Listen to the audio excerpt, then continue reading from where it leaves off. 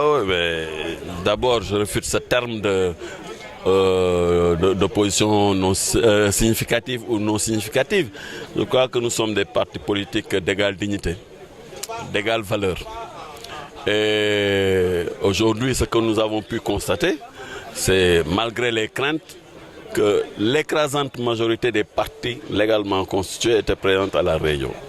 Même des partis politiques qui se réclament donc, du pôle de l'opposition étaient là, présents, et qui ont tenu à répondre de manière positive à l'invitation du ministre de l'Intérieur et à participer à cette concertation autour des questions liées donc, au fichier électoral, au processus électoral de manière générale, en tout cas pour se préparer à aller à aborder les prochaines jours électorales dans de bonnes conditions.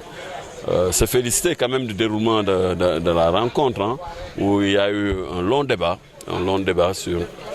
sur les termes de référence qui sont globalement acceptés par les uns et les autres, même s'il y a eu quelques débats sur la problématique d'un éventuel quatrième pôle. Mais je crois que puisque le ministère de l'Intérieur nous donne jusqu'à vendredi prochain pour rendre une copie définitive et que nous puissions valider définitivement ces termes de référence, je crois que c'est une excellente formule qui nous permettra de mettre en place un cadre de réflexion, un cadre beaucoup plus serein, où les uns et les autres pourront apporter leur réflexion quant à l'amélioration du processus électoral, en tout cas la question du fichier et de la refonte, mais aussi on pourra identifier des points à améliorer éventuellement pour faire en sorte que nous puissions avoir des élections présidentielles et pourquoi pas locales, parce que je crois que puisque c'est dans le même temps à peu près, il faudra peut-être aborder les questions dans le même ordre et faire en sorte que les prochaines élections puissent se tenir à date échue, mais surtout qu'elles puissent se tenir dans de très bonnes conditions. Mais le dossier Khalifa Sall n'a absolument rien à voir avec ce que nous sommes en train de faire. C'est un dossier qui est sur la table de la justice. Ici, ce sont les partis politiques qui sont réunis autour du processus électoral. Et j'ai l'habitude de dire que ceux qui réclamaient même la libération de parti Khalifa Sall, cela ne les a pas empêchés de participer aux dernières élections législatives. Donc c'est deux choses totalement différentes. C'est un débat qui s'invite malheureusement dans un contexte qui ne devrait pas être le sien. C'est une affaire pendante devant la justice. Ici, c'est le ministère, on parle d'élection, on parle de processus électoral.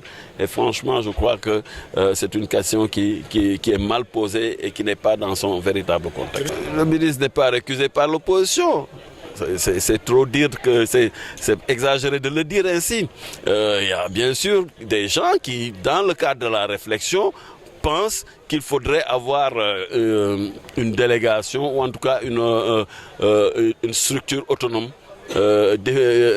différentes du ministère de l'Intérieur pour organiser les élections. Mais comme on a l'habitude de dire, on a toujours débattu de cette question et personne n'a su démontrer que quand même au Sénégal, que le ministère de l'Intérieur était défaillant quant à l'organisation des élections. Donc ce qui a toujours marché, il n'y a pas de raison de le changer, mais les gens sont toujours ouverts à la discussion et il ne s'agit pas d'aller chercher des exemples ailleurs parce que quand même le Sénégal a démontré quand même ses capacités organisationnelles en matière d'élection et nous n'avons vraiment pas de leçons à prendre d'autres pays. Valider les termes de référence, non, c'est largement suffisant pour valider des termes de référence. Déjà, ils sont assez bien fournis.